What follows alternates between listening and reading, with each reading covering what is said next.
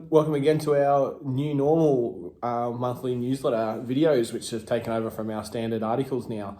So it's been another COVID-affected month, which has been and gone. Whilst we're still under restrictions, obviously these restrictions are starting to ease. I think it's definitely had a positive impact at the back end of the month data-wise for the results and activity around the office. And I know personally in my own life, with the restrictions easing, we're sort of getting back to sort of a bit of a pre-COVID feel, which I've personally enjoyed, and I hope everyone else has as well. And whilst our return to the office was delayed with the recent restrictions, we thought we were going to come back, but it has been pushed out. If you have been around the office, you would have noticed that we have started to do some of the changes in anticipation for our return, whether it's sanitizer stations, social distancing markers, and some extra signage around the office. Obviously, we're going to do a little bit more as well before the reopening of the office. We're just sort of sitting pat as the regulations and requirements are changing. So we're going to make sure that we have the most up-to-date changes before that time comes. So in the next couple of weeks, they will be coming along.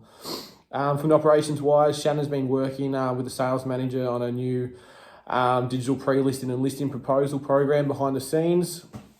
And from what we've seen, the proposals look fantastic, very clean and sharp and modern. And we hope to have the program ready to be able to be tested by the agents in the near future. Obviously, we're just doing some due diligence in the background to make sure that this program has everything and is as user-friendly as we need. And I guess with the activity picking back up across the board, we've also started restocking our international team.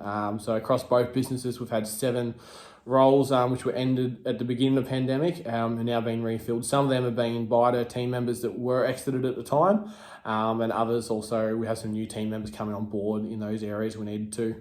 And I guess from fun perspective from the operations team, May was a month which we had some interesting weekly challenges within the team. We had a card night where we played a game that's called Shit Happens, which Mark was concerningly good at. I was very surprised by how good he was at that game. A mystery ingredient cooking challenge, which we all had to spin a wheel and get an ingredient and a very unique ingredient and use it in a cooking. Marcia won that challenge with her rhubarb cheesecake, which looked quite good.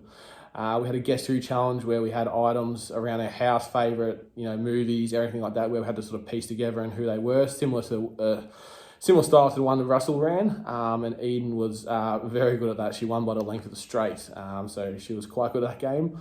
And then most recently we had a game, world record attempt. So we all had to film ourselves attempting a world record, which is quite humorous to watch. Emily was the winner. She was only a couple seconds short of beating the record for eating a Ferrero Rocher, which she did in about 10 seconds. I think the record was about 7.